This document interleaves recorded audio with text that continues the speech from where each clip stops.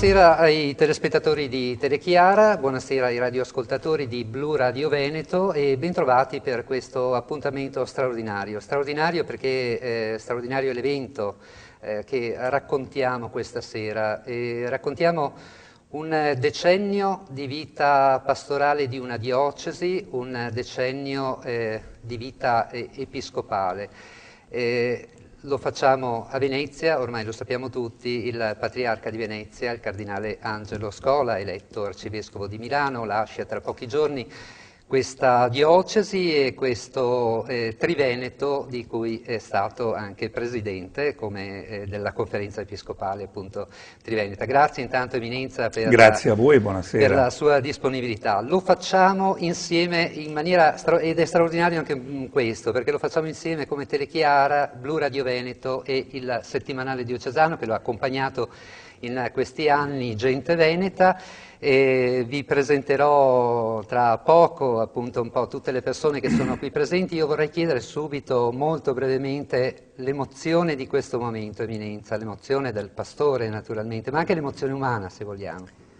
Beh, insomma, come in ogni cambiamento importante nella vita di un uomo, soprattutto se uno è già avanti negli anni, come è il mio caso,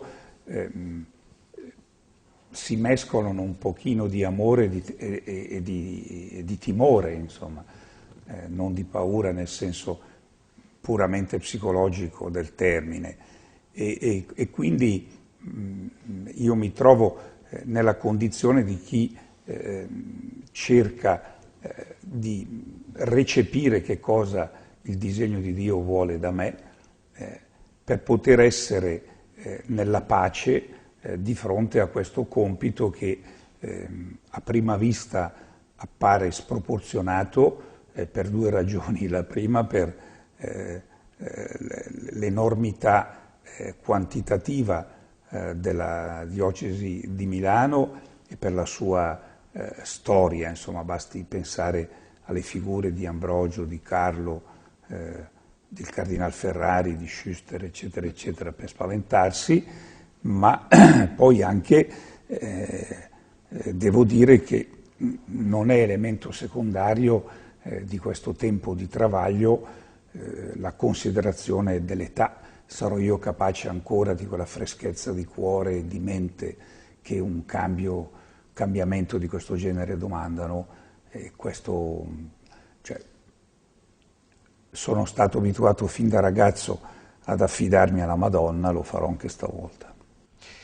Benissimo, ecco, io dicevo qui con noi appunto c'è la redazione intera di Gente Veneta, il direttore Don Sandro Vigani, abbiamo Giorgio Malavasi, Paolo Fusco, abbiamo Serena Spinazzi e poi insieme con noi Cristina Pagnin che segue da tempo ormai la diocesi di Venezia e poi Maria Laura Conte della comunicazione del patriarcato e insieme a lei Alessandro Poletta. Dunque io direi che diciamo è il parterre giusto per poter raccontare che cosa sono stati questi 9 anni e mezzo, segnati, io direi, vorrei ricordare solo alcune cose che il patriarca ci lascia come eredità. Penso alla scuola di metodo di vita cristiana, per esempio, penso allo studio generale Marcianum e a ciò che rappresenta sul piano della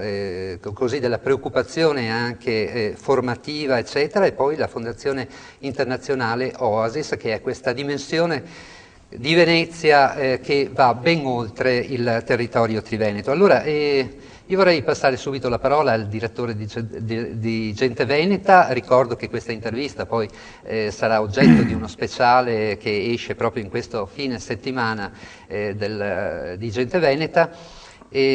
Don Sandro, da dove partiamo? Partirei da una domanda personale e poi una più ecclesiale. Quella personale, anche se legata alla vita della nostra Chiesa. Lei recentemente ha detto alla festa del Redentore, leggo, questi anni a Venezia mi hanno cambiato e solo ciò che cambia fa crescere. In che cosa l'hanno cambiata e in che cosa è cresciuto in questi 9 anni e mezzo? Mi hanno cambiato in due direzioni. Anzitutto mi hanno ridimensionato. Voglio prendere la parola nel senso etimologico, cioè mi hanno portato alla mia reale dimensione, in questo senso, cioè facendomi capire quanto ancora di intellettualistico e di astratto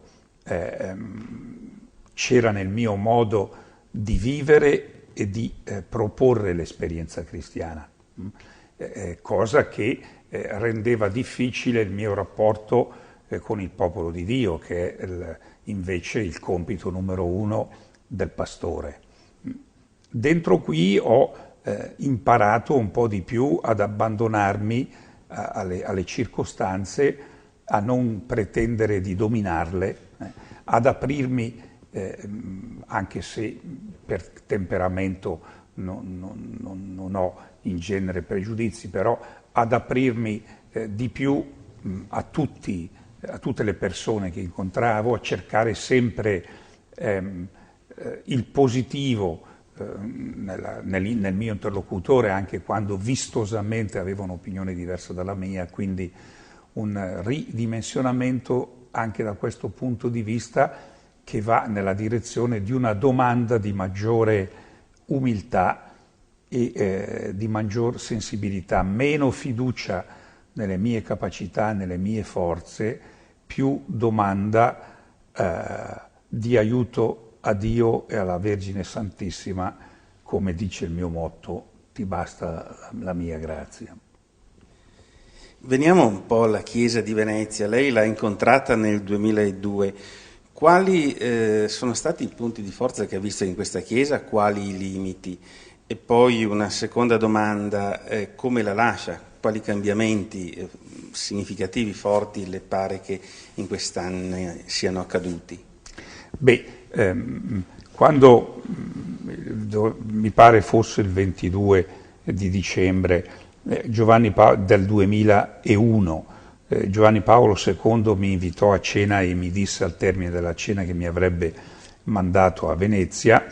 Ebbi anche in quell'occasione così una sorta di botta allo stomaco, perché ovviamente tutti nel mondo sanno cosa vuol dire Venezia, e quando si sente Venezia, come dire, si dice un nome che porta in sé uno spettacolo di civiltà, di cultura, di bellezza e di verità assolutamente universale, no? E quindi sono venuto a Venezia con molta curiosità e trepidazione nello stesso tempo. Ho trovato una chiesa, grazie al lunghissimo e tenace lavoro del mio predecessore, il Cardinal Marco, di cui sono diventato un amico fraterno, anche grazie alla dolcezza con cui lui mi ha trattato fin dal primissimo giorno, ben ancorata a due capisaldi, la parola di Dio e la liturgia.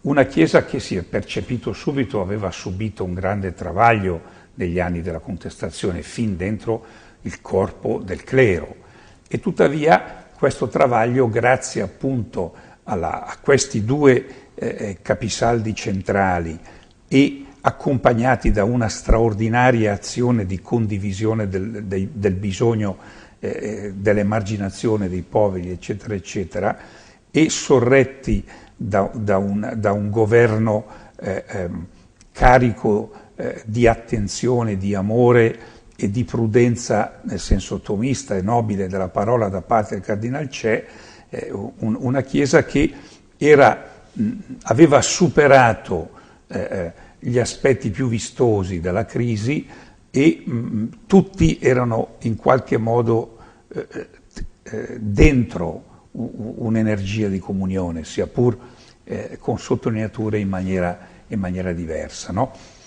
Quindi diciamo che io ho avuto il compito pastorale facilitato da una guida che tanto è stata umile e come dire, addirittura tesa al nascondimento da parte del Cardinal Marco, quanto è stata efficace e generatrice di comunione e di orientamento cristiano aperto al nuovo. Come mi sono innestato in questa chiesa, come ho cercato, perché un vescovo è tale se arrivando in una chiesa come dire, si innesta in una vita che è in atto, poi ovviamente senza rinunciare al proprio compito di guida e quindi anche senza rinunciare alla sua personalità. Io sono partito da ciò che mi disse nella cena di cui ho parlato prima Giovanni Paolo II. Lui mi disse: il problema della Chiesa di oggi è rigenerare il soggetto che è il popolo. Bisogna rigenerarlo. Quindi non è anzitutto una dialettica tra una teoria, come dire, supposta essere al passo coi tempi o una teoria supposta essere capace di garantire una grande tradizione, ma è la rigenerazione del soggetto personale e comunitario a partire da ciò che poi Benedetto XVI ha esplicitato nel prologo della Deus Caritas Est, che il cristianesimo è essenzialmente un incontro personale con Cristo nella comunità cristiana, prima di essere anche ovviamente una dottrina e una morale. Quindi la mia preoccupazione è stata quella di una pastorale a 360 gradi che avesse come preoccupazione la rigenerazione della persona in Cristo attraverso un'appartenenza forte a delle comunità cristiane vive ed oggettive. Tutto quello che ho fatto l'ho fatto in quest'ottica, da Oasis al Marcianum fino alla visita pastorale, al potenziamento dei patronati, al rilancio delle aggregazioni ecclesiali, alla scuola di metodo, alle comunità pastorali. Ho sempre cercato di tenere unito questo sguardo e di non perdere di vista questo scopo. Mi rendo conto che non sono sempre stato capace di far passare questa immagine integrale, o molti non l'hanno capita o non l'hanno voluta capire. Per esempio, l'esaltazione astratta del Marcianum è sbagliata. Quando dicono cosa lascia Scola Venezia, lascia il Marcianum, lascia Oasis, è una visione molto parziale, secondo me. Io do molto più peso, per esempio, allo strumento di lavoro che sono stati i vicari, i provicari foranei, dove ho sperimentato una comunione profonda che è andata sempre fino ad un giudizio molto preciso e pertinente sulle situazioni pastorali. Ho apprezzato molto la visita pastorale, ho apprezzato molto la scuola di metodo. Questo per me, se lascio un'eredità, la vedo soprattutto a partire da questi dati. E il Marcianum, Oasis o altre cose sono come degli strumenti in funzione di questi dati, per fare un esempio. Sento dentro le sue parole un'altra parola che è ritornata molto in questi anni, la sinodalità. Sì. Lei ci ha tenuto molto, siamo cresciuti in questo. Secondo me sì, perché io porto solo questo esempio, spero di non offendere nessuno. Cioè, quando io sono arrivato, l'incontro dei vicari era un po' segnato da un atteggiamento sbarazzino, anche se comprensibile, dei sacerdoti, che votavano come vicario qualcuno per liberarsene, che finiva per essere il segretario che portava in giro qualche avviso. Adesso, dopo 10 anni, l'incontro dei vicari e provicari è quasi mensile ed è sempre un incontro sulla sostanza dei problemi e tutti partecipano, vengono tutti sono coinvolti in prima persona.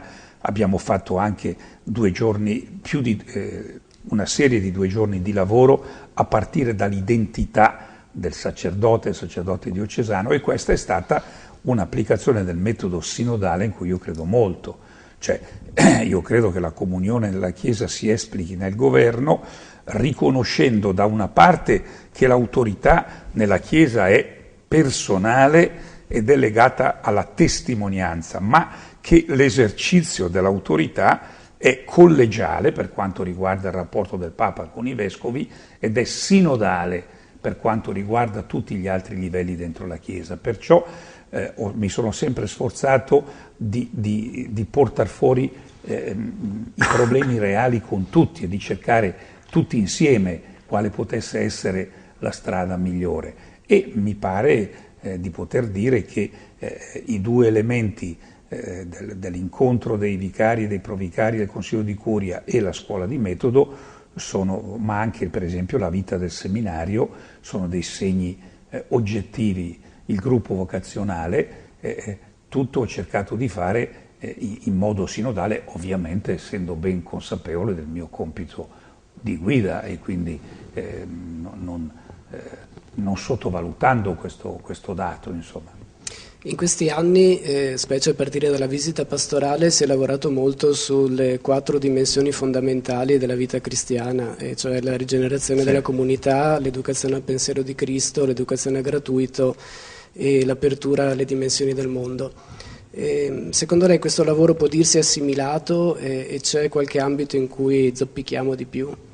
Dunque, anzitutto questa osservazione è molto importante perché nasce proprio dal punto di partenza della mia azione pastorale qui, che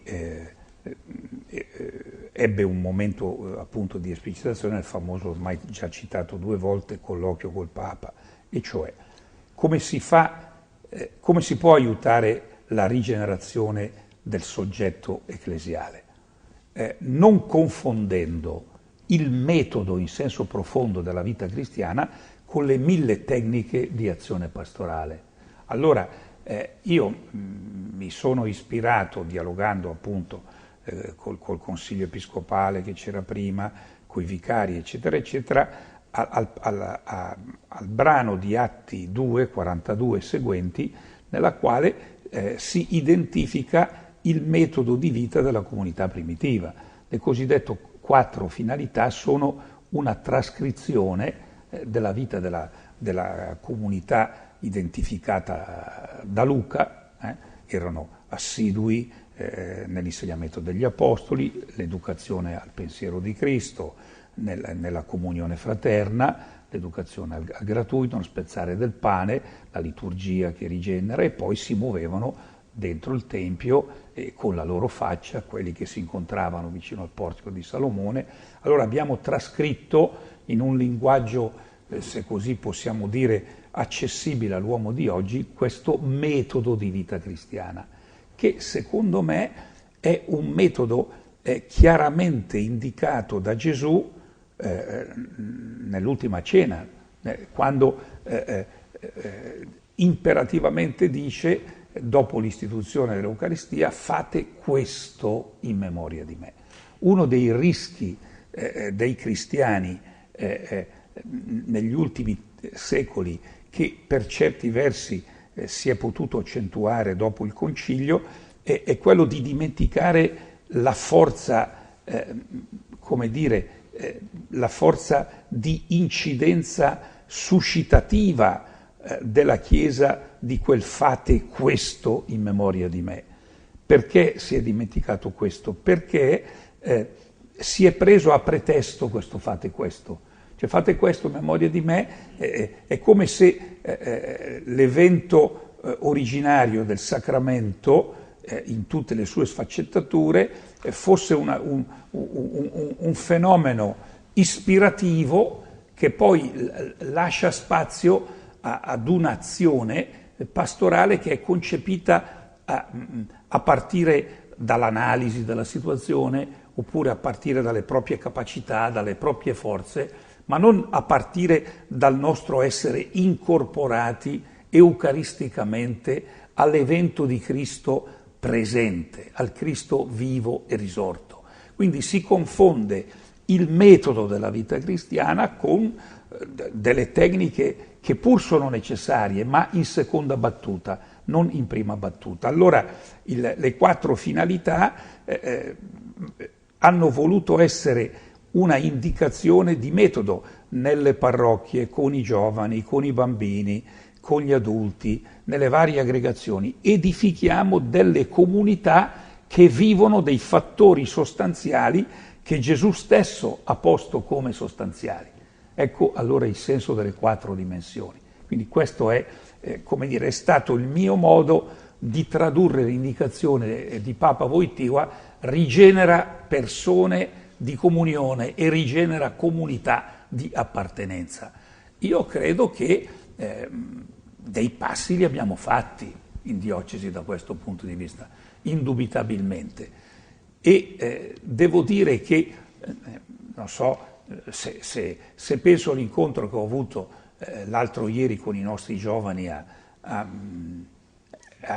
Madrid, che erano migliaia di giovani della nostra diocesi, tra realtà parrocchiali, di aggregazioni, di movimento, mi ha colpito perché alla fine mi hanno fatto una serie di regalini e hanno descritto il percorso compiuto insieme in questi anni, dove questi elementi emergono. Mi spiego.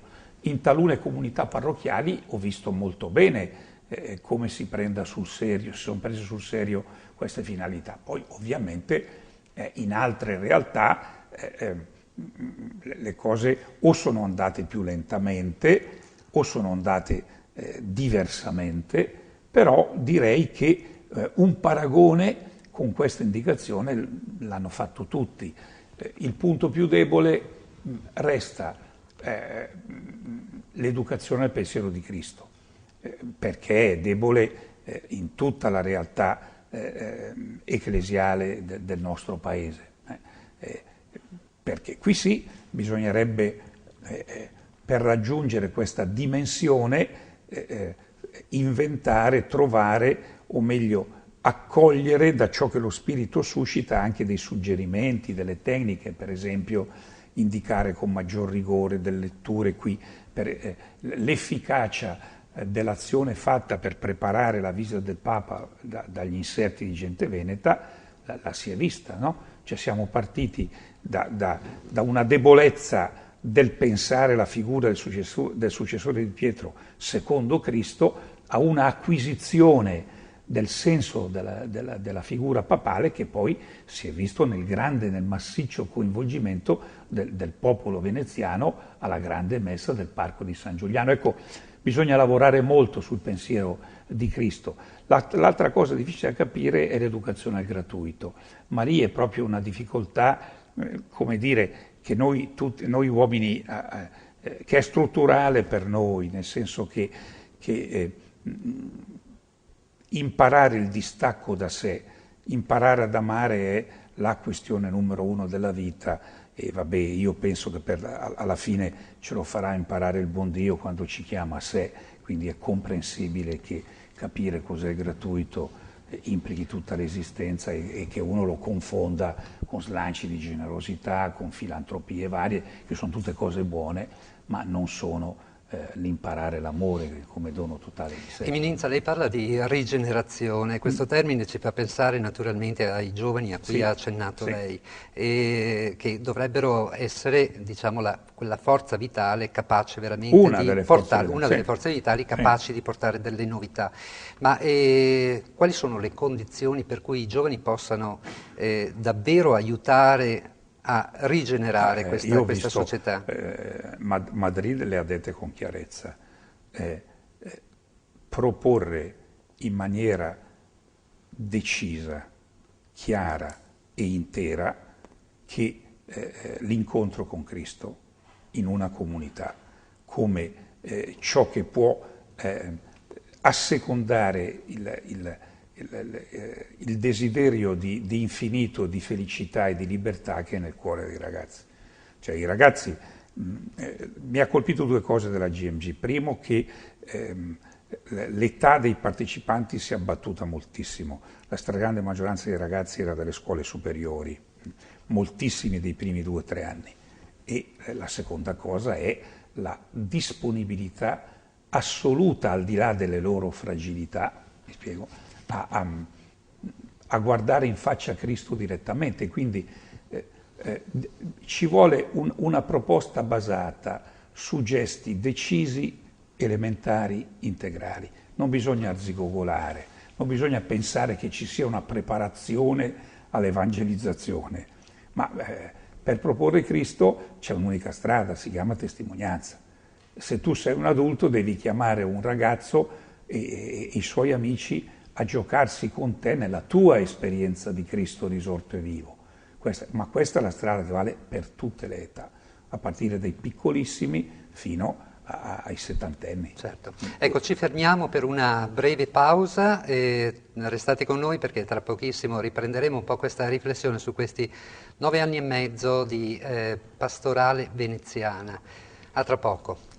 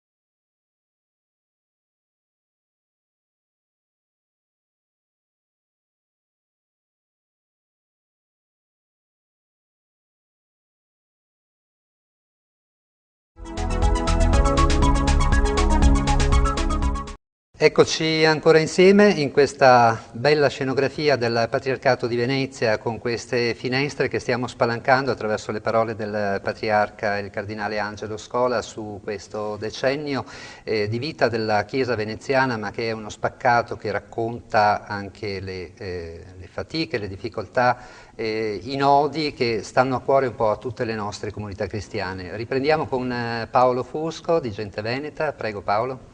Sì, in questi anni nel nostro patriarcato si è lavorato molto anche sulle implicazioni sociali, antropologiche, cosmologiche dei misteri cristiani, un lavoro che poi si è visto che non era soltanto riguardante Venezia, ma che è un punto nodale probabilmente nella Chiesa italiana. Che sviluppo può avere questo lavoro e in particolare lei aveva promesso una scrittura, un libro, un qualcosa a dire il vero ho già scritto, a Natale avevo già pronto non tanto una scrittura perché siamo stati almeno 3 anni di scuola di mezzo su questo lavoro, non una scrittura di dettaglio, però avrei voluto per l'inizio di questo anno pastorale pubblicare un libretto di 70-80 pagine in cui dire un po' l'idea centrale e fare qualche esempio, no? Ma adesso non so cosa ne faremo, vedremo, comunque un manoscritto è lì. Ma qui si gioca comunque un aspetto secondo me decisivo della proposta cristiana nella società di oggi, non soltanto a Venezia. I misteri cristiani sono, come dire, gli elementi caratterizzanti l'esperienza di Gesù Cristo e che lui ha passato alla comunità cristiana, ha passato alla Chiesa, ha trasmesso alla Chiesa. E sono i misteri della sua vita, che la liturgia, ecco già la fonte ci ricorda nel ritmo dei tempi dell'anno, dal mistero dell'incarnazione a quello della passione, della morte, della resurrezione e così via. Qui si leggono anche i misteri di Maria. Allora, i casi sono due: o Gesù nella sua esperienza di vita con noi ha realmente affrontato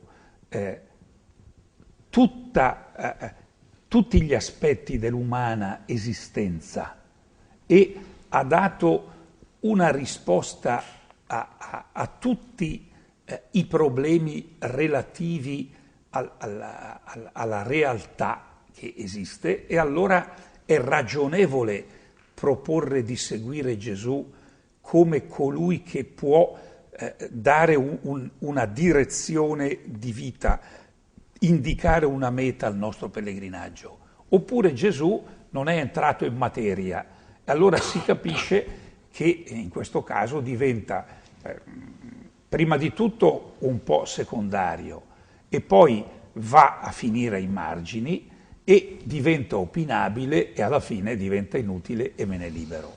Quindi io sono profondamente convinto, come tutti i cristiani, che Gesù c'entra con la mia vita di tutti i giorni, con la vita di tutti i giorni. Siamo con i nostri fratelli ebrei figli di un Dio che si è giocato con la storia. Il nostro Dio si è incarnato. Allora si tratta di vedere nella vita di Gesù e nell'esperienza di Gesù, nella compagnia con i suoi a partire dalla Vergine Santissima, cosa ha da dire circa i contenuti normali dell'esperienza dell'uomo. Gli affetti, il lavoro, la fragilità, il dolore, il riposo, la prospettiva dell'oltre oltre questa vita, eccetera. Che cosa ha da dire? Ecco, io sono fermamente convinto che se noi analizziamo le varie dimensioni della vita di Gesù e della vita cristiana in generale, che possono essere identificati con la parola misteri, così faceva per esempio San Tommaso, noi possiamo, partendo da tutto ciò che ci arde nel cuore, partendo da tutto ciò che ogni giorno ci tocca, ci interessa, possiamo trovare implicate in questi misteri delle risposte, non delle risposte automatiche, non delle ricette, perché Gesù è l'evento di grazia per eccellenza, è il dono della Trinità per eccellenza, e la grazia per sua natura interloquisce con la libertà, non interloquisce con la natura, interloquisce con la libertà. Non ricette, ma certamente indicazioni ed orientamenti. Io faccio sempre l'esempio, tra i tanti che poi durante la scuola di metodo abbiamo fatto, che meriterebbero di essere analizzati, faccio sempre l'esempio del problema della differenza e in particolare della differenza sessuale, che è così difficile da recepire e da pensare oggi. Dove l'Occidente ha incontrato in maniera seria questo problema, in maniera riflessa. Certamente ogni uomo lo incontra a partire dal fatto di essere situato originariamente nella differenza sessuale, ma l'Occidente in maniera riflessa l'ha incontrato nei grandi dibattiti trinitari. Quindi bisogna tentare di accogliere e di capire come non privo di ragionevolezza, come non irrazionale, come non assurdo, contrariamente a quello che pensava Tertulliano, il fatto che in Dio possa esserci il massimo di differenza che non distrugge l'unità. Mi spiego. Allora, una riflessione accurata sulla differenza nell'unità della Trinità fa venire a galla il significato, la bellezza e l'importanza della differenza nell'esperienza umana e soprattutto nell'esperienza della relazione uomo-donna. La perdita di gusto nel rapporto con la Trinità e la perdita di coscienza della nostra quotidiana, istantanea, creaturale dipendenza dalla Trinità rende più difficile capire la differenza. Ecco, questa per esempio si vede che la differenza sessuale è un'implicazione del mistero della Trinità, e questo si può dire di tantissimi aspetti della vita dell'uomo.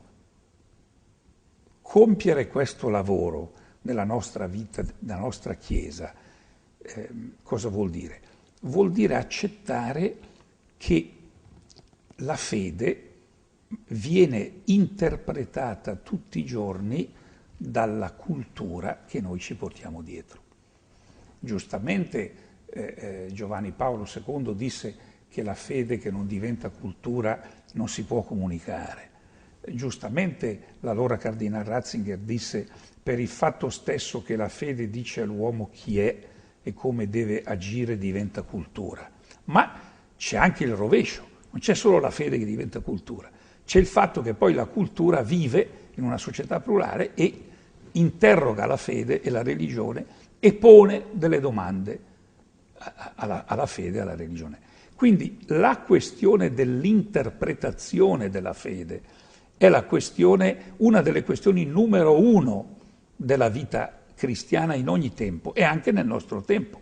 Infatti ciò che ha reso difficile, penso soprattutto agli anni 70-90, e che rende ancora difficile oggi la comunione espressa, perché quella fondamentale esiste tra diverse componenti nella Chiesa, è proprio un conflitto di interpretazioni della fede e della religione.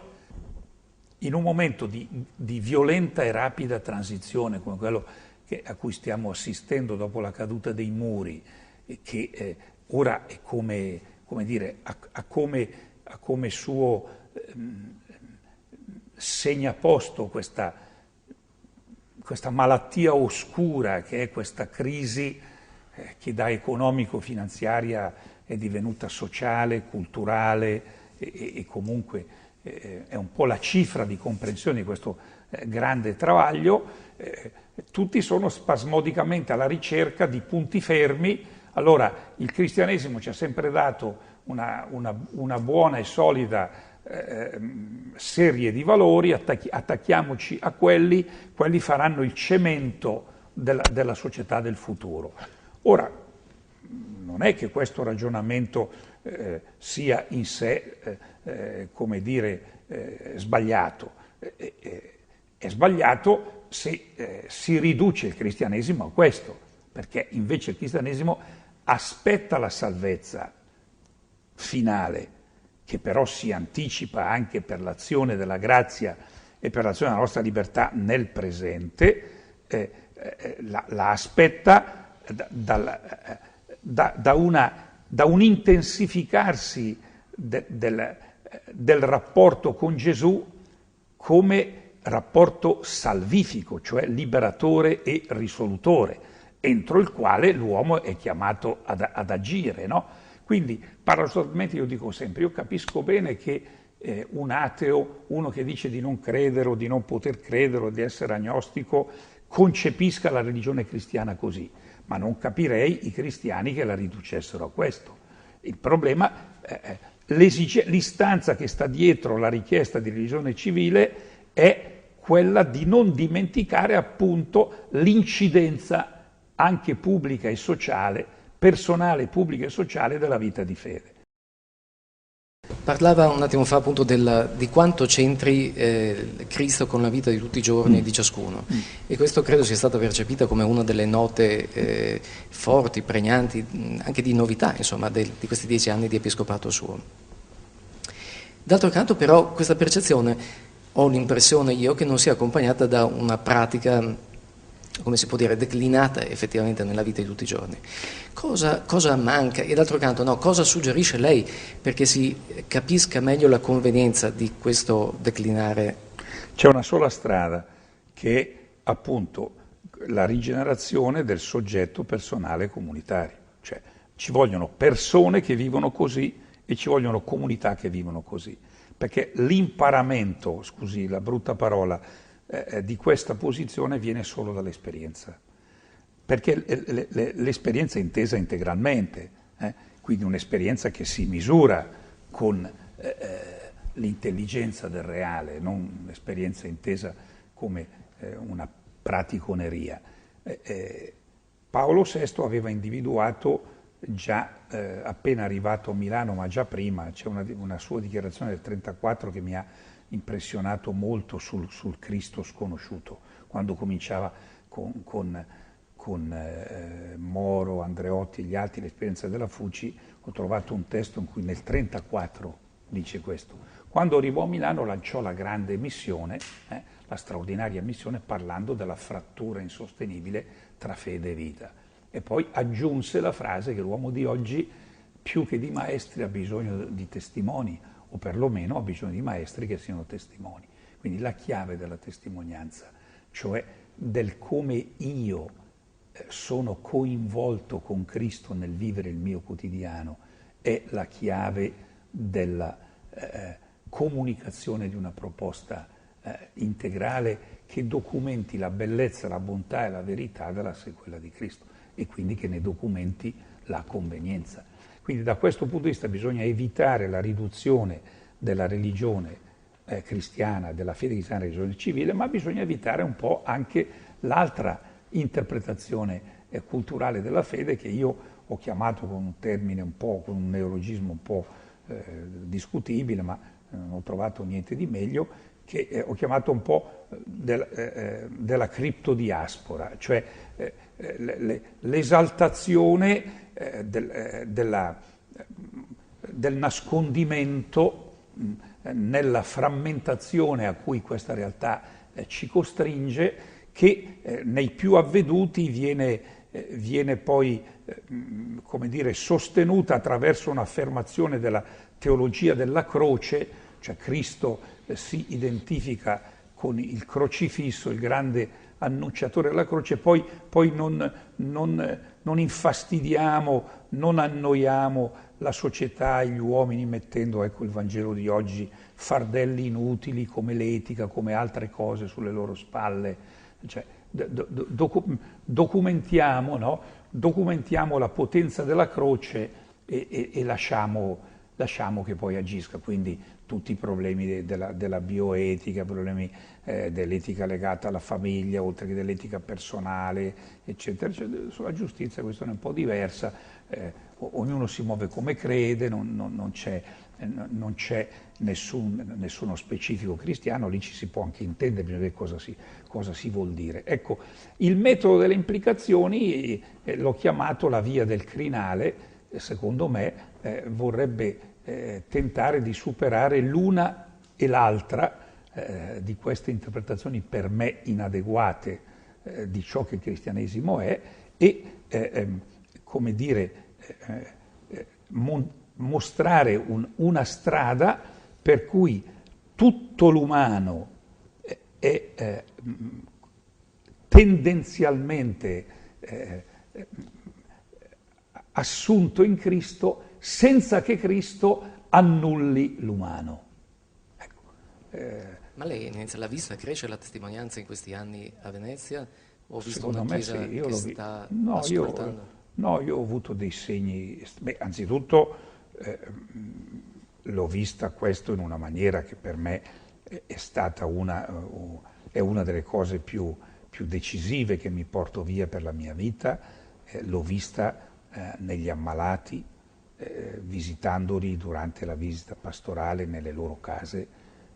Certamente i parroci avranno scelto per me, per i miei brevi incontri, delle figure particolarmente significative, però io ho visto una fede anche in persone molto giovani, molto provate alla fine della loro vita, e ho visto una fede carica di amore, di tenerezza nei familiari, nei vicini di casa, eccetera, che è il cuore della testimonianza cristiana.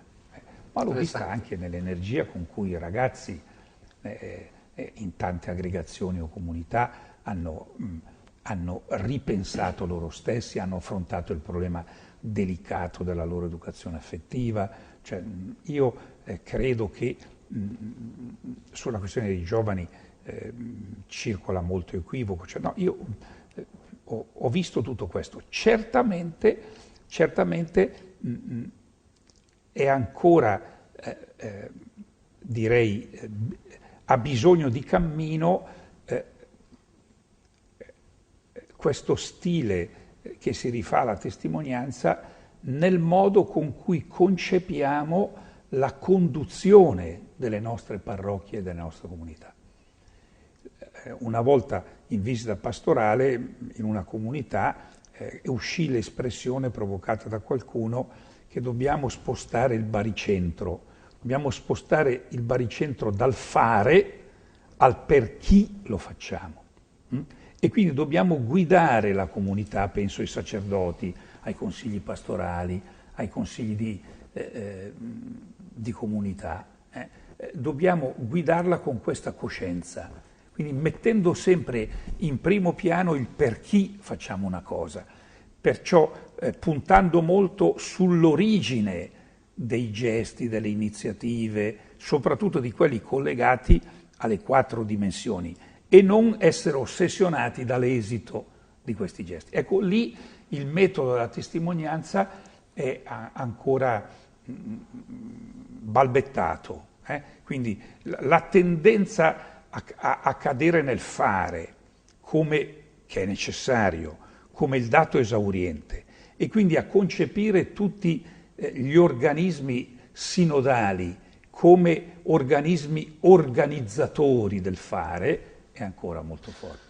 Anche in questa conversazione stanno venendo fuori tantissime parole chiave che hanno caratterizzato questo decennio. Si potrebbe forse fare un vocabolarietto delle parole che hanno caratterizzato il suo ministero e anche un po' in questi 10 anni di vita di Chiesa, la stessa definizione delle 4 dimensioni, la parola implicazioni, la via del crinale, la criptodiaspora, il liberi dall'esito, il per chi fare le cose, ciò che ti è dato ti corrisponde. Oppure andando più nell'ambito, come dire, della vita civile, la società plurale, la vita buona, la nuova laicità, l'unità duale. Bisogna dire che Alessandro ha davvero studiato. Così lo passiamo il milanese. Ecco, di tutte queste parole, ce n'è qualcuna che magari che è stata utilizzata, perché poi sono entrate nel vocabolario comune in fondo, anche nella vita ecclesiale e anche non solo civile. Ce n'è qualcuna che è stata un po' abusata, non ancora capita, che magari un po' ci rilancia perché magari non è stata ancora compresa bene o è stata utilizzata male, di queste frasi o parole chiave di questo decennio? Scegliamone due, più, come dire, una più direttamente legata all'esperienza ecclesiale e una più legata alle implicazioni sociali e civili. Quella che è stata capita meno dal punto di vista ecclesiale è la parola gratuito. Cioè, cosa intendo dire io quando dico educazione gratuita? Generalmente mi si risponde che questo avviene già dappertutto perché c'è molto volontariato dappertutto, anche se purtroppo e tristemente spero che a questo si possa rimediare. È in calo l'impegno del volontariato e mi auguro che i giovani si mobilitino. Ecco, l'educazione al gratuito viene spesso recepita come un darsi da fare con grande generosità, anche ispirandosi a Gesù, al Vangelo, anche ispirandosi alla carità per aiutare i più poveri e i più bisognosi, il che è ovviamente sacrosanto e bellissimo. Però per educazione al gratuito io intendo un'altra cosa, cioè intendo questo dato che l'uomo al di fuori dell'esperienza dell'amore non capisce se stesso. Quindi uno ha bisogno di essere definitivamente amato, anche oltre la morte, per poter definitivamente amare. Se le cose stanno così, uno deve imparare a donare la vita e questo esige una educazione appassionata, attenta, fedele, rigorosa, che duri lungo tutto l'arco dell'esistenza. Quindi educarsi al gratuito vuol dire imparare quel dono di sé e l'unico modo che l'uomo, essere limitato e creaturale, ha di imparare è quello di ripetere con fedeltà dei gesti in cui il più possibile questa dimensione del gratuito venga esercitata. Allora io dico a dei giovani, a tutti, a degli adulti, così come la Chiesa molto saggiamente, per farci imparare il rapporto con Gesù attraverso l'Eucaristia, ci ha domandato da sempre di partecipare consapevolmente all'azione sacramentale della Messa ogni domenica, così noi dovremmo individuare un gesto gratuito da vivere in comunità, con le nostre comunità, regolarmente, fedelmente, lungo tutto l'arco della vita, in cui io non mi propongo di risolvere immediatamente i problemi delle badanti, dei profughi, ma di dare una piccola parte del mio tempo libero, mi spiego, di darlo a qualcuno per imparare qualche cosa dell'amore. Ecco, questo per esempio, questa idea qui ho la percezione di non essere riuscito a farla passare, se non in piccolissimi strati. Mi spiego? Ecco.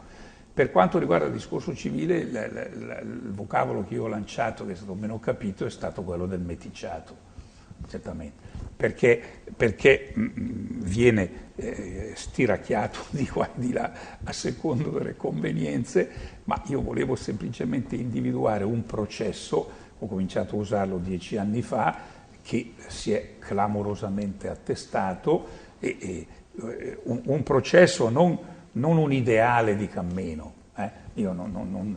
La mia idea non è quella, dobbiamo mescolarci perché da questo mescolamento verrà fuori l'uomo nuovo che sarà meticcio. Questo non è nelle nostre mani, non sappiamo dove Dio che conduce la storia ci porterà. Io ho voluto dire, attenzione, si sta producendo un fenomeno di mobilità tale che ci porterà a dover vivere mescolati e quindi bisogna che questo fenomeno riusciamo il più possibile ad orientarlo. Per orientarlo bisogna prima di tutto essere realisti, accettare il dato di fatto, ecco il concetto di processo, è un processo in atto. Dicevo 4-5 anni fa che non sarebbero arrivati solo quelli dell'Est e poi i marocchini o quelli dell'Africa del Nord, ma sarebbero arrivati quelli dell'Africa nera, dell'Africa profonda, e quelli sono soltanto all'inizio. Allora il meticciato diventa l'identificazione di questo processo che ci costringe a ripensare le modalità di una nuova relazione tra uomini, popoli e culture e religioni con la quale siamo obiettivamente confrontati, una nuova relazione che per produrre vita buona, il che è necessario in una società civile, soprattutto in una società plurale, deve affrontare i problemi dell'integrazione, del rispetto dei diritti fondamentali di tutti, della possibilità di una convivenza tra fedi diverse, tra culture diverse, eccetera, eccetera, eccetera. Ecco, Eminenza, lei ci ha già portato con questo tema su alcuni aspetti molto concreti che vorremmo affrontare insieme a lei. Lo facciamo subito dopo una breve pausa, così volentieri. Ecco, approfittiamo del tempo che ci resta a disposizione per affrontare alcuni temi molto concreti del nostro vivere quotidiano. A tra poco.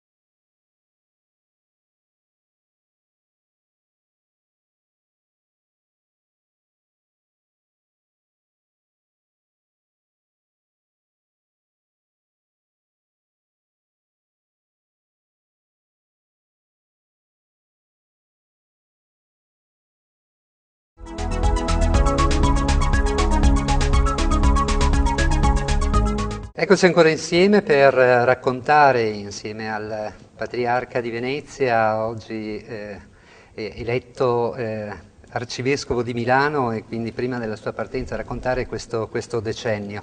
Abbiamo sentito così, su sollecitazione di Alessandro Polet, questa proposta che potremmo veramente prendere in considerazione di fare una sorta di vocabolario, ecco, delle parole che lei ha usato e che sono entrate un po' nella cultura non soltanto ecclesiale ma anche culturale e politica, ecco, di questo Triveneto. Due parole: gratuità, meticciato. Maria Laura, tu che sei stata così vicina a lui, ecco, ce n'è un'altra che vorresti mettere? Sì, volevo rilevare questo, che nel dizionario di Alessandro mi sembrava mancasse questa espressione chiave di questi anni a Venezia, cioè l'espressione che ha usato spesso nei dialoghi con i sacerdoti, con i laici, del valore della comunione a priori, che lascia intuire una potenza esplosiva, perché fa comprendere come è possibile scavalcare le obiezioni, le differenze anche di interpretazioni della fede, ma non per uno sforzo muscolare personale, no? Decido che vado d'accordo con te, ma per qualcosa che ci precede. Ma può entrare... Cioè, questo è proprio ciò che Gesù ci ha insegnato quando ha detto: fate questo in memoria di me, cioè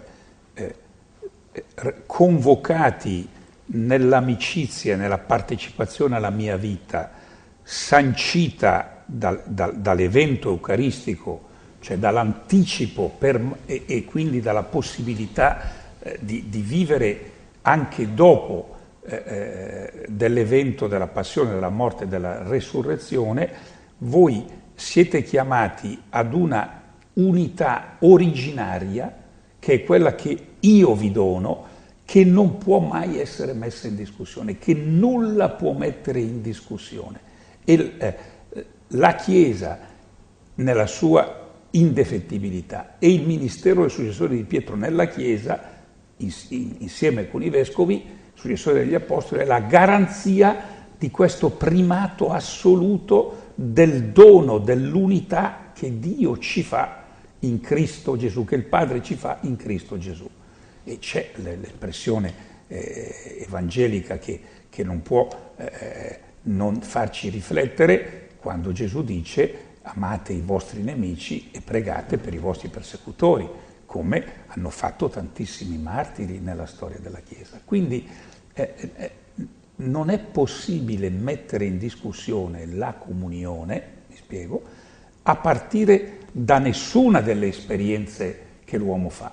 Così come il Padre riapre ogni mattina a 360 gradi con me dopo la strana parentesi del sonno, io, per quanto sono capace e riesco, debbo sempre riaprire con tutti. Allora, se questo è il criterio, io giudico il conflitto, la contraddizione, il contrasto, la circostanza avversa in un'ottica differente, cioè vale a dire tengo sempre conto del fatto che dietro la circostanza e dietro i rapporti c'è questa garanzia di presenza che Gesù stesso mi ha dato e mi dà, anche nelle circostanze più sfavorevoli, anche nei rapporti più sfavorevoli. Per questo io dicevo sempre, e dico sempre soprattutto ai giovani, non è quel che mi corrisponde che mi è dato, ma al contrario, è quello che mi è dato, siccome mi è dato dal Padre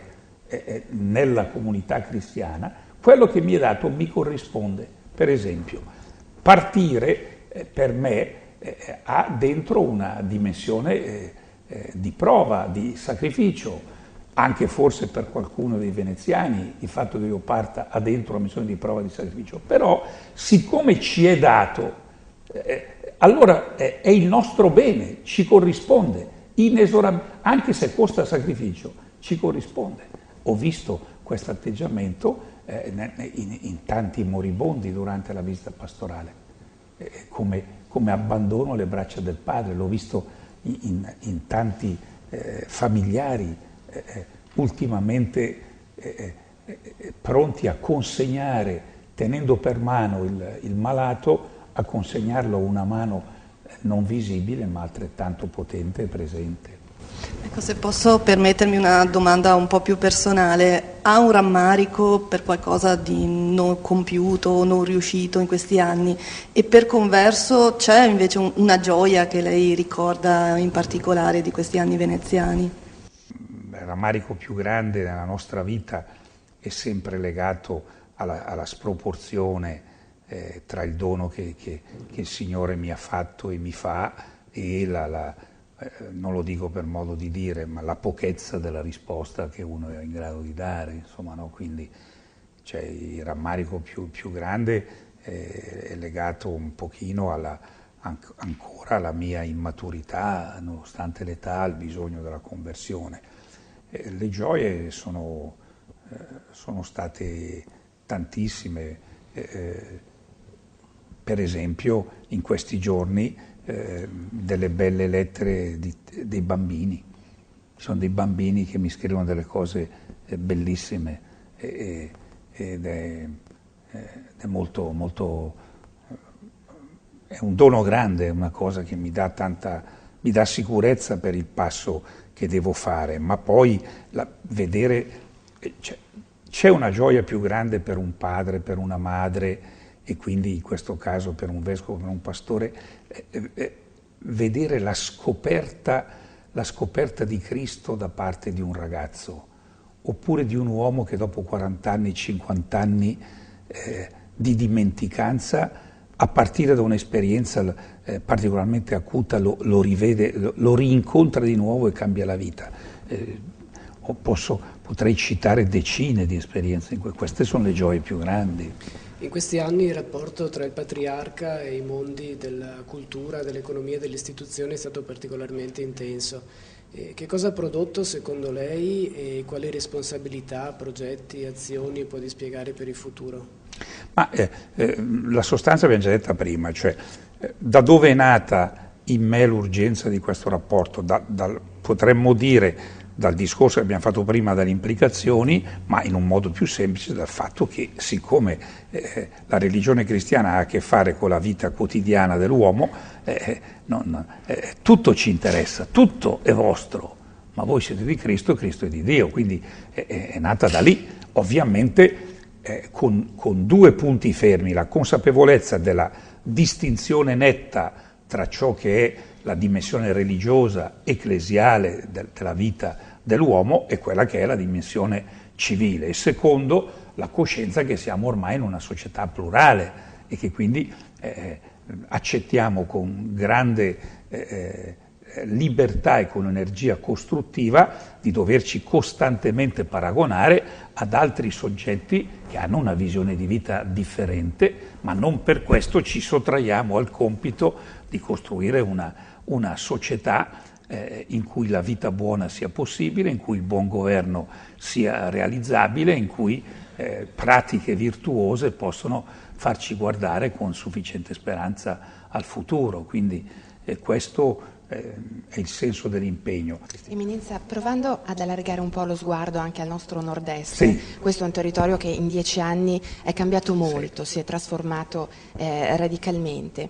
E allora, secondo lei, qual è il ruolo che il nostro territorio potrebbe rivestire proprio nella costruzione dell'Italia di domani e quali scelte anche istituzionali, politiche, secondo lei sono oggi più urgenti? A me sembra che il recente grandissimo dono del viaggio del Papa abbia messo a fuoco quale può essere l'abbiamo chiamato il futuro del nord-est. Anzitutto, a mio parere, il nord-est deve ripensarsi nella direzione di un recupero, ovviamente adeguato all'oggi, degli orizzonti larghi che hanno fatto il nord-est, e cioè il nord-est si è generato sull'asse appunto est-ovest, favorendo la fusione dei popoli slavi, germanici ed italici. Aquileia e le 57 chiese che sono nate ad Aquileia sono un documento formidabile di tutto questo. Visivamente la presenza di persone provenienti da questi mondi alla grande messa del Parco di San Giuliano ha documentato questo dato. dobbiamo ritrovare come Chiesa e come società anzitutto questo spazio più largo, che come dire, che farà bene all'Europa e all'Italia nello stesso tempo. Abbiamo visto, stiamo in questa grande crisi, che non è più possibile pensare nessuna delle regioni dei paesi europei se non unitariamente, e non esiste nessuna Europa se l'Europa è soltanto una sovrastruttura economica di nazioni che continuano a vivere separate. Quindi il primo punto è recuperare il soggetto. Il secondo punto è che io ho usato l'immagine di uno storico veneziano, il quale in una sua recente storia su Venezia diceva: se capovolgiamo la cartina dell'Europa vediamo che l'Adriatico è il Mediterraneo che penetra fino al cuore dell'Europa. Allora questo ci fa capire che il futuro, non solo del nord-est ma anche del nord-est, è essere una nuova cerniera tra nord e sud, e gli eventi che sono capitati e che stanno capitando in tutta l'Africa del Nord e anche in taluni paesi del vicino del Medio Oriente urgono ad assumersi questa prospettiva ancora una volta, non solo a partire dalla nostra grande esperienza di commerci e di industria, eccetera, eccetera, ma proprio anche come sforzo di condivisione benefica di culture diverse e di edificazione di una civiltà che abbia un respiro effettivamente internazionale. La Chiesa si è spesa molto e in maniera molto esplicita a proposito delle ragioni della crisi economica e delle risposte da darle. Basta pensare insomma all'enciclica del Papa in primis, ma anche se stiamo alla nostra esperienza nel territorio veneziano, potremmo prendere un caso emblematico, la Weinels, il patriarca, la Chiesa di Venezia, hanno parlato ripetute volte della questione e hanno proposto delle piste di soluzione. Allora verrebbe da domandarsi, forse non ci siamo spiegati sufficientemente bene? Forse non siamo stati efficaci nel dire ciò che vogliamo dire? Oppure più malevolmente la realtà ha dei connotati duri e testardi, come dice lei a proposito del vocabolario, che si sottraggono alla nostra lettura, alla nostra proposta? Le indicazioni che la Chiesa ha dato e sta dando in tutti questi ambiti qui non riescono a fare breccia, anche perché la situazione è molto complessa, non si può essere semplicisti, diciamo, nella totalità articolata degli attori che devono farsi carico di questi problemi. Questo è il punto, no? Cioè, cosa possiamo fare, cosa può fare la Chiesa come Chiesa di fronte a questa grande situazione di crisi? Qui c'è un'analogia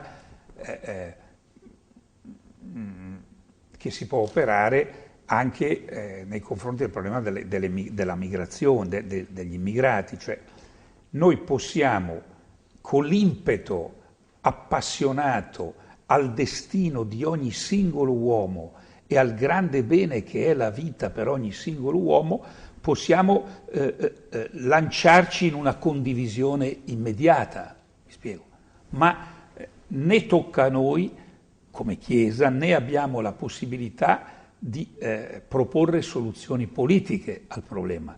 Giustamente ci direbbero che facciamo ingerenza. Attenti, qui c'è però un punto su cui dobbiamo essere chiari. Ai cristiani, soprattutto ai fedeli laici cristiani, tocca partecipare a questo compito sociale e politico in maniera molto più pronunciata di quanto non sia avvenuto in questi ultimi 25 anni. Mi spiego, questo è un problema, cioè il cristiano è cittadino e deve esserlo coscientemente fino in fondo, come diceva il grande Peggy, è cittadino per eccellenza, proprio perché la prospettiva della vita eterna, lungi dal generare un disimpegno col quaggiù, offre una possibilità di edificare al meglio, con una solida distanza critica, il quaggiù. Per esempio, il discorso dell'impegno politico dei cristiani Non sto parlando qui, non sto parlando delle forme di questo impegno, quello se lo vedranno loro, ma il problema dell'impegno è un problema di capitale importanza.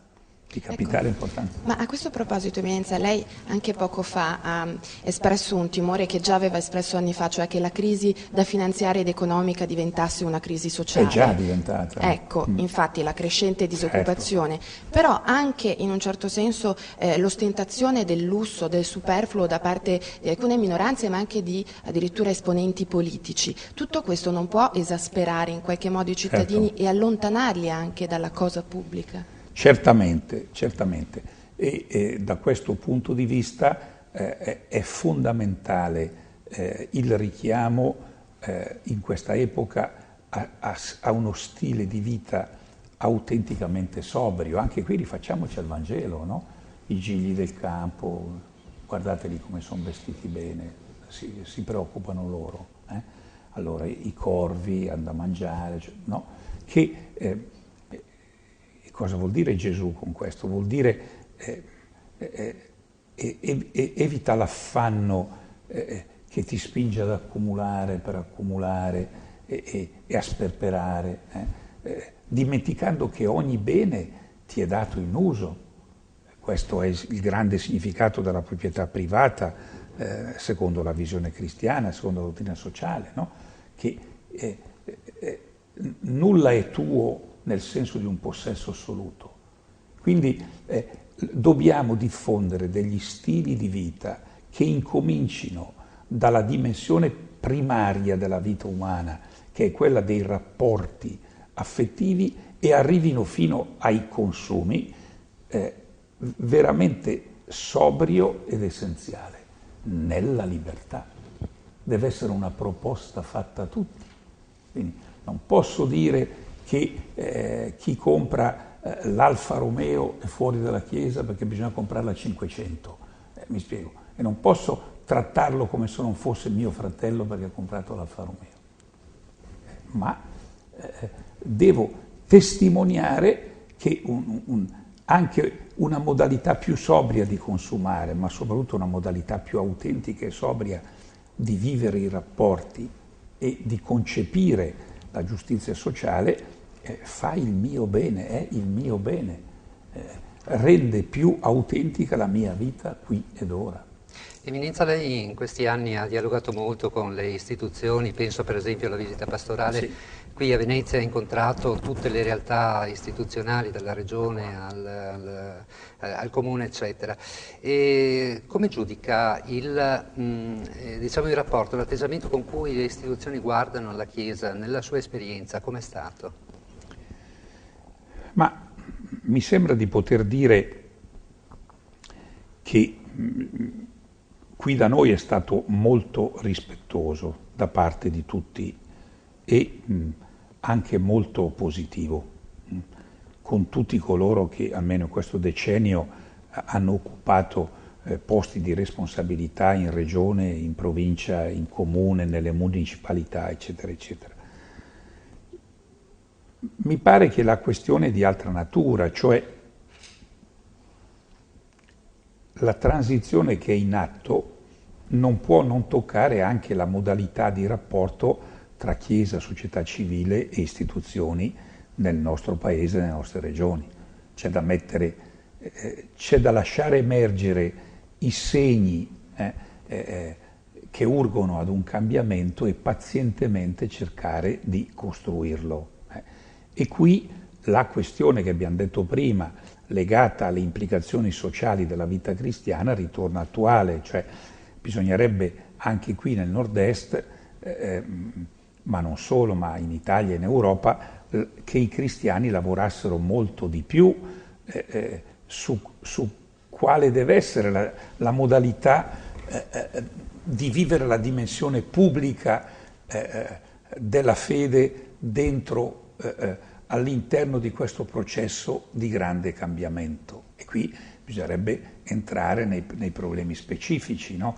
I problemi che sono spesso anche occasione di dialettica o di conflitto con altri soggetti che abitano la nostra società plurale, che vanno dalle questioni della perinatalità, dalla nascita, della morte, della bioetica in generale, alle questioni, come dire, di certe richieste o certe condizioni che la Chiesa avanza per quanto riguarda l'educazione, per quanto riguarda certi servizi che di fatto presta la società civile. Ma lei ritiene che ci sia abbastanza coraggio all'interno delle nostre comunità cristiane di affrontare questi problemi? No, ne vedo poco. No, cioè io penso che il decennio che ci attende, qui non faccio che ripetere ciò che ha detto tante volte il Papa e il Cardinal Bagnasco, eccetera, eccetera, cioè dobbiamo...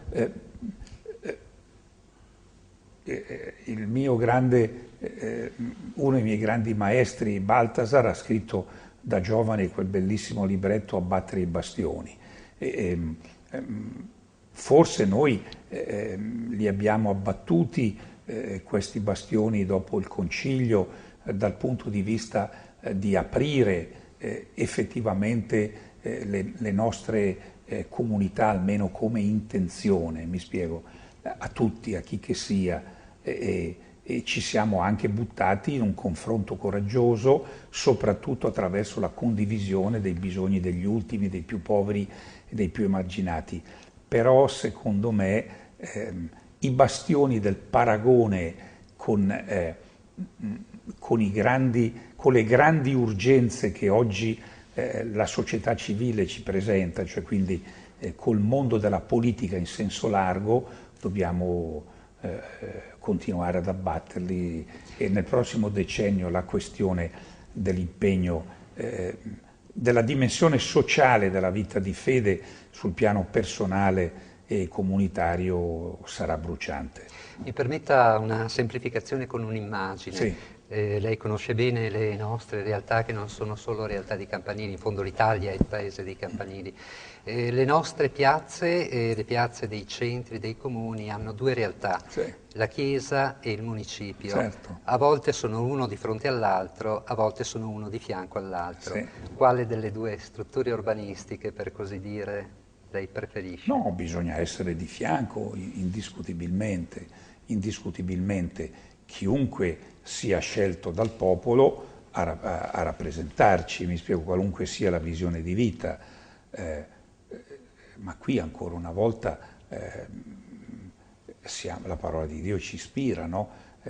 Noi dobbiamo rispetto a chi è stato scelto dal popolo fino a quando non fa leggi contrarie alla volontà di Dio. Allora lì dobbiamo avere il coraggio di una proposta alternativa o anche di scelte alternative, insomma, rispettose ovviamente delle procedure democratiche esistenti. Ma nel caso della Chiesa italiana, nel caso dell'Italia, nel caso del Nord-Est in particolare, se uno è minimamente onesto non può non rendersi conto di che razza di contributo dà la capillarità della presenza della Chiesa nelle parrocchie, nelle aggregazioni, alla vita della società civile. Questo vale anche per le scuole, ad esempio, certo, perché insomma c'è una vera emergenza che riguarda l'educazione e proprio tra poche settimane si tornerà ad affrontare una situazione che è drammatica, soprattutto per quanto riguarda le scuole paritarie, che qui nel nord-est sono essenziali. E allora lei che cosa succederà prima di tutto secondo lei, e lei cosa si sente di dire anche alle famiglie e alle istituzioni? Ma dunque io ho sempre detto da 40 anni quello che penso in materia, e cioè che laddove non c'è una piena libertà di educazione, e piena libertà di educazione significa anche assecondare la parità finanziaria, mi spiego, non c'è una società civile al passo con i tempi. Tant'è vero che nella stragrande maggioranza dei paesi europei siamo in questa posizione.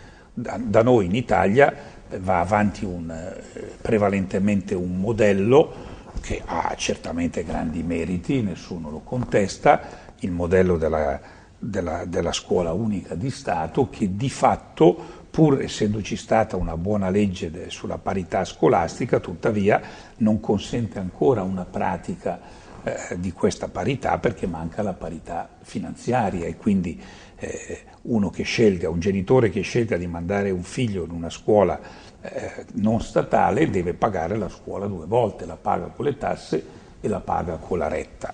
E secondo me, in questo senso io sono fautore della scuola libera, insisto sempre, non della scuola confessionale, ma della possibilità che chi ha l'energia, la capacità di fare scuola nel paese, sotto ovviamente la verifica dello Stato che deve governare l'educazione e non gestirla, quindi ottenendo il riconoscimento dovuto, deve essere messo in condizione di fare scuola. Questo deve valere per tutti.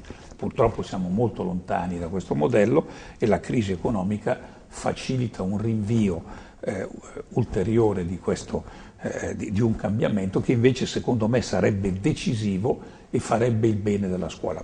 Poi però c'è il caso particolare che lei ha sottolineato, che non si può cancellare la storia o non guardarla. In regioni come il Veneto e la Lombardia, per quanto riguarda la scuola dell'infanzia, di fatto le realtà ecclesiali hanno da sempre edificato queste realtà, e anche oggi l'80% di queste scuole sono di fatto in mano a realtà ecclesiali.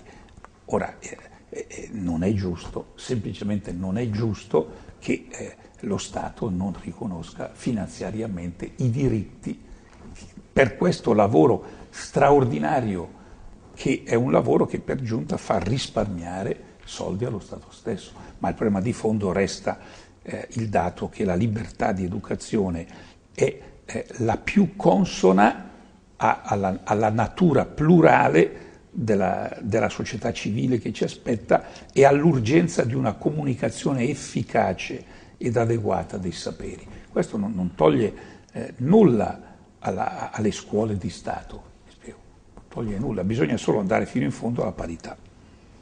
Vorrei ritornare al fatto del suo spostamento a Milano e al saluto che le daremo il 5 e il 7 settembre. Molti dicono in diocesi in queste settimane che la sua presenza tra di noi era ancora necessaria, che molte cose sono state avviate e avrebbero bisogno della sua persona per essere portate avanti.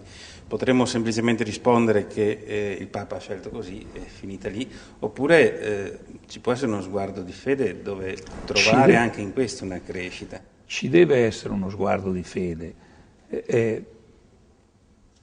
Io penso che, visto adesso 2 mesi dopo, 3 mesi dopo la mia nomina e 5 mesi dopo la nomina di Monsignor Pizziola a Vicenza, io dico che si può già intravedere che questa scelta del Santo Padre è provvidenziale. E lo si intravede da questo fatto che sempre nella vita e nella Chiesa altri semina, altri raccoglie. In fondo la fine della visita pastorale che ha avuto il sigillo autorevole del Santo Padre ha come chiuso un decennio, come chiuso un'epoca. Al di là di quella che può essere stata ed è la mia fatica, al di là di quella che può essere evidentemente la prova che 2 cambiamenti di questo genere ha arrecato alla comunità cristiana, io sono convinto sono sicuro che è per il bene della mia persona, della persona di Monsignor Pizziol e della Chiesa veneziana questo cambiamento, non ho nessun dubbio. Certo, questo domanda 2 cose: la comunione a priori, soprattutto tra i sacerdoti. C'è un clero che ha una grande forza a Venezia, ci sono tutto ciò che io ho potuto promuovere, tutto ciò che con la sua abnegazione Monsignor Pizziol ha contribuito ad incarnare, tutto questo può essere serenamente, tranquillamente, già da adesso assunto da sacerdoti e da laici che ci sono in diocesi. Siamo in conclusione, io credo che in realtà l'ha molto articolato, ma le chiederei così un commento finale a questa sorta di slogan che caratterizzerà il momento di congedo, l'incontro proprio con la comunità veneziana. Amata Chiesa che sei in Venezia, vai oltre cosa. Questa è una bella questione, perché il Papa lì ci ha lasciato una provocazione con queste due parolette, questo vai oltre di non poco livello, insomma. È come se avesse detto: hai seguito Zaccheo, perché lo unisce quella frase lì, no? Fin qui, cioè sei stata curiosa di Cristo, Chiesa veneziana, l'avevi già incontrato da millenni e di generazione in generazione ti sei interrogata curiositas, perché? Ma è come se io la interpreto così, è come se nel frangente presente questo non bastasse più. Cioè bisogna passare dalla fase dello Zaccheo sull'albero alla fase dello Zaccheo dopo il pasto. Signore, se ho, adesso cambio. Bisogna cambiare. Cioè la parola giusta per dire la parola cambiare è la parola conversione. Ma il cambiamento è sinonimo di crescita. In questo noi siamo tranquillamente darwiniani. Non abbiamo problemi da questo punto di vista.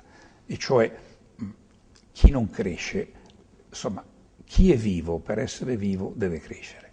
Chi non cresce muore. È inesorabile questo dato. Allora il Papa ci ha detto: cambia, cresci, vai più esplicitamente verso Cristo, riconoscilo come il tuo tesoro, il tuo bene, riconoscilo come la grande risorsa per rigenerare la famiglia, per guardare al lavoro con più equilibrio, per costruire una società veramente accogliente, per guardare ai più poveri, ai più emarginati, ai più bisognosi, a partire dai bimbi fino agli immigrati, con uno sguardo diverso. Riconosci che bisogna costruire una civiltà dell'amore, della pace, in cui la giustizia regni. Apriti al confronto con tutti, giocati con i tuoi fratelli a tutti i livelli, insomma, prendi sul serio la tua fede. Vivi ciò che sei, vivi il dono che ti è stato fatto, io lo leggo così. Benissimo, grazie per queste parole, grazie per questo incontro. Grazie e a voi. Grazie anche speciale perché ci siamo incrociati, lei ci ha sostenuti come televisione, come radio, come settimanali e settimanali diocesani nel loro insieme. Ecco, forse non riusciamo ancora a incidere quanto dovremmo e questo resta un po' il nostro impegno per il futuro. Grazie per questo percorso che abbiamo fatto insieme. Certo, perché comunque i mass media sono un fenomeno in straordinaria evoluzione, ma è indubbio che sono un mezzo imprescindibile di evangelizzazione. Sta a voi inventare le modalità nuove, perché tutto sta cambiando anche qui, quindi ci vuole creatività, ma la creatività non viene dalla nostra intelligenza, viene da un ascolto paziente della domanda di fede e di libertà del popolo di Dio. Benissimo, allora raccogliamo questo impegno, ci diamo appuntamento mercoledì 7 settembre per il saluto nella Basilica di San Marco. Noi inizieremo la nostra diretta come Telechiara e come Blu Radio Veneto alle 18 e poi alle 18:30 inizierà appunto la celebrazione eucaristica. Grazie a tutti per averci seguiti, buona serata. Grazie a voi.